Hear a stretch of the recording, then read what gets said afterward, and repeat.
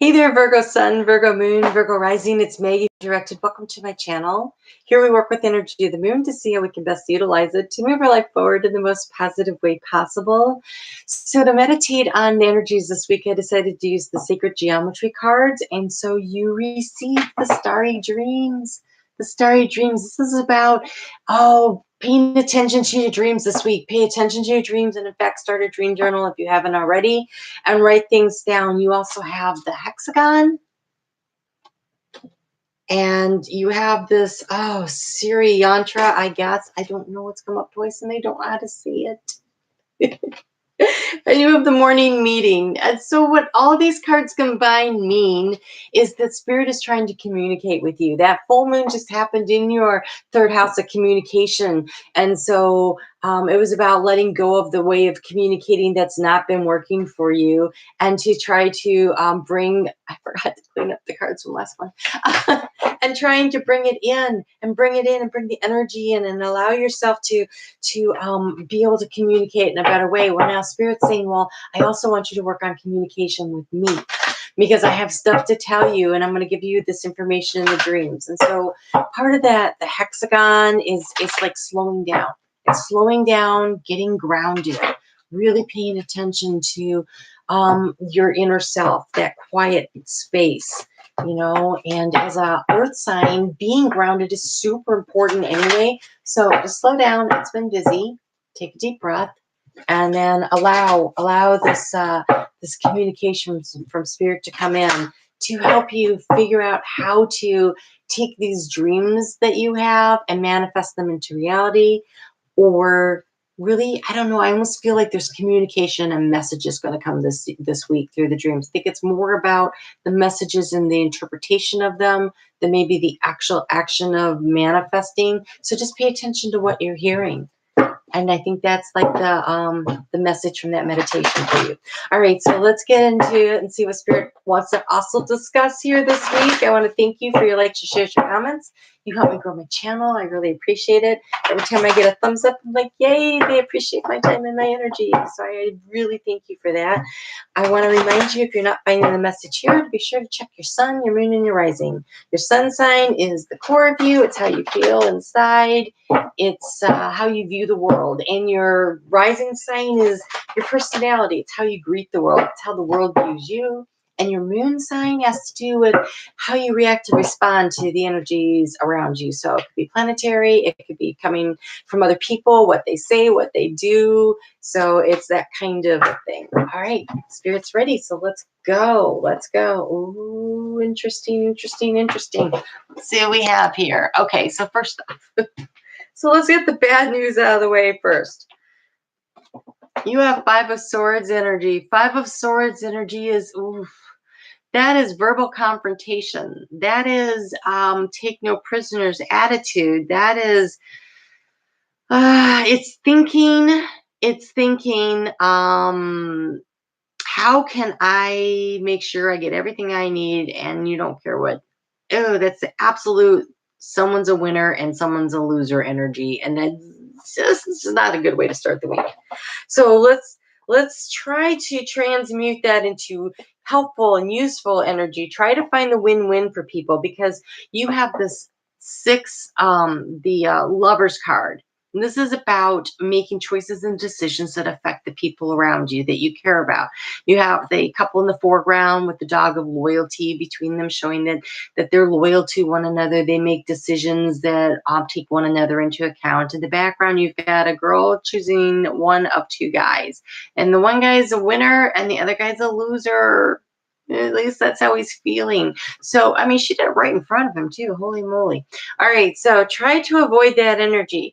Here we have this beautiful Knight of Cups energy, and this is about, this feels, he's making money doing this passionate thing. And usually with Knight of Cups, it's about offers of love and romance. But in this particular deck, it really makes me think that you should be seeking to do something that you're very, very passionate about. What do you want to create that's of value and interest to you? And I think that might really be it for the week too, because we do have the moon rolling through your house of creativity into your work-life balance, but also there's your partnership. And we finish out the week with partnerships. And so I think it's going to be really important that you remember you can be a winner.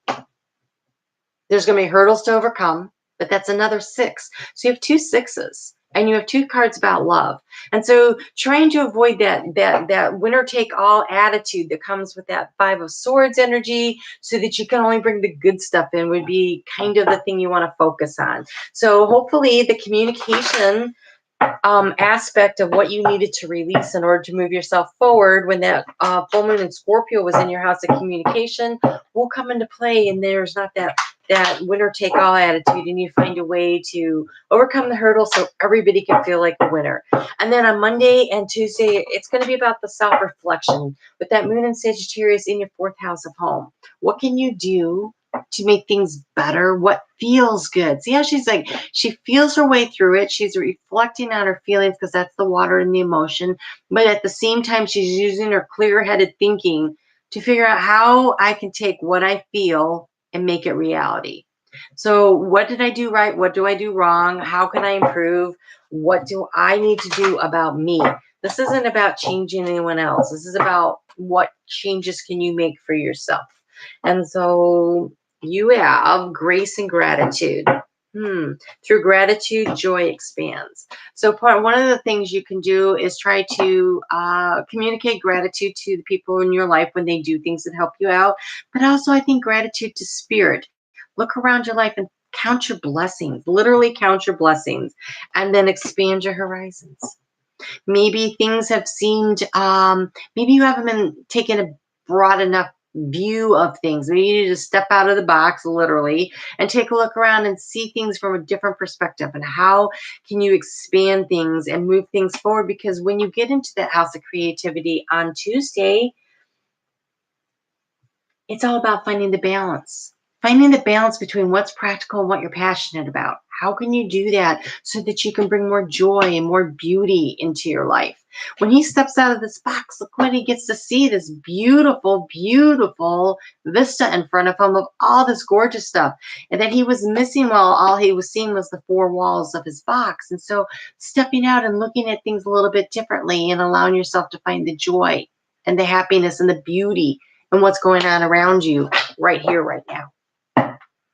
None of these cards are about going anywhere. These cards are about expressing gratitude for where you are and seeing where you currently are.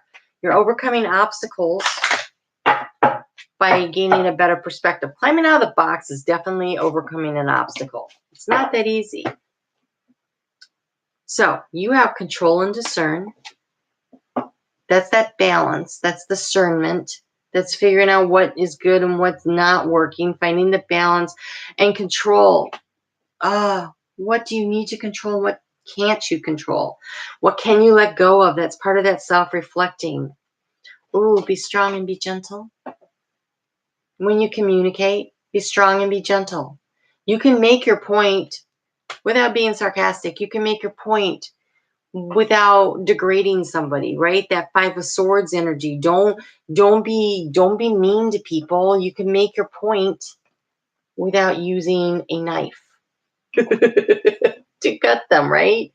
This winner take all attitude of the 5 of Swords is just not helpful long term in a relationship that you care about. And then we have, again, expand your horizons. We have new wonders. And so I feel like maybe planning a little trip, a little getaway might be really helpful to change the energy of everybody, right? So maybe getting just doing something a little differently, going, taking a different route home, seeing something new, or planning a getaway just so that you can express your creativity and you can find that work-life balance so it isn't all about work. And so that you can bring more pleasure into your life. It's that breaking free and allowing the energy change and shift to bring in the pleasure and understanding the resilience of everybody, of you and the people around you. But I think mostly of yourself. So when you cut out the things that aren't working, that allows growth. And yes, it kind of looks like a burden here, but when she gets that plant to where she wants to go and she puts it in the ground, it looks like it's got a great opportunity to really produce something wonderful for herself. And so, and for her family and for anyone she cares about, right? It's an opportunity to create that win-win, to come out the winner. All right, let's get a little more guidance on that for you. So that is happening in this resilience and this pleasure. That's that work-life balance of the 6th house. Like, not, you're going to have to cut out some stuff in order to make the load a little lighter so you can actually carry it. And it also creates an opportunity for growth. Grow within your current situation. Okay. This plant is confined in a big bag. Maybe it wants to get out. Maybe it needs to expand. But right now, you need to grow within your current situation. I think this is through using gratitude and seeing what is really good and what is really working and finding the joy where you are.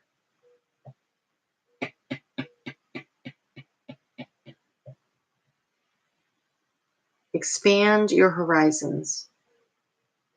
Grow within your current situation. So, maybe you can't grow out, but you can grow up. Reach for the light. Distill out the wisdom that you're gaining through your knowledge and your experience. Maybe this is grow within, right? Grow within yourself. Changes that you need to make. Changing your point of view. Acting with grace and gratitude. Allowing spirit to grow you by cutting out the negative parts, the negative communication with yourself, with others, with yourself. Ooh, with yourself. Are you too hard on yourself? Be strong and be gentle. That also has to do with you, right? You can expect a lot of yourself, but you don't need to berate yourself when you slip a little or when you aren't quite as far as you are as you think you should be. So it says, let go of small thoughts about yourself and see yourself succeeding. That is this. See yourself succeeding. See yourself succeeding. See yourself getting over the hurdles and winning. Okay? And you have simplify your life. Eliminate clutter from your home and work life to balance the flow of activities. That's this. That's the cutting back to allow room for growth. So what can you eliminate? What can you declutter from your schedule, from your home? It's okay to have your big dreams and expand your horizons and see that you're bigger than where you are, but at the same time putting down solid roots, growing within your container, and reaching out in different directions and in a different way than maybe you had originally thought. Wow, busy week. Lots of things to self-reflect on for you, right? Lots of things, but it's important because the work you're doing right now is going to take you up through your partnerships over the weekend. And that's where, that's that whole simplifying your life. And then transformation comes in next week of some sort. And so that energy, that full moon can push through and create a transformation for you in an arena of your life that's really important. The communication and stuff. And then we get to the new moon the week after that. And for you, Virgo, that will be, it's in Gemini. So what is that? Your 9th house of higher learning knowledge. I don't have that right. Virgo. The 10th house is a career. So yes, so you're going to be, what you do now is really important.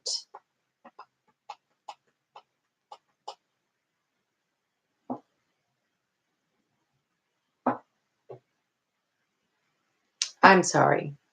8th house, 9th house. Yeah, 10th house of career. So that work-life balance, what you can do this week to eliminate stuff that's not allowing you to feel imbalanced when it comes to having it all at home and having it all in your career is going to be really important, because when that new moon comes in Gemini on the 3rd of June, it's your opportunity to plant your seeds of intention for how you want to grow your career. So you're going to need to cut some stuff out to make room for that growth right now. So that's kind of cool. So you have ground yourself. Again, ground yourself. Ground yourself. That came in your the pre thing, right? So get yourself grounded, and also allow the flow of synchronicity into your life. So flow and synchronicity. Allow these changes to happen by eliminating the things that are not working, so that you can provide the room and the growth, so that this partnership that you want to be such a winner in can actually manifest for you. So pretty exciting stuff. All right, well, thank you so much for joining me. I will be back with other readings. Wow, this one took long because there's a lot of thinking going on for me. Just don't know what that was all about, Virgo. But anyway, so I will see you back here. You take care, and I think just create space for growth. All right, we'll talk soon.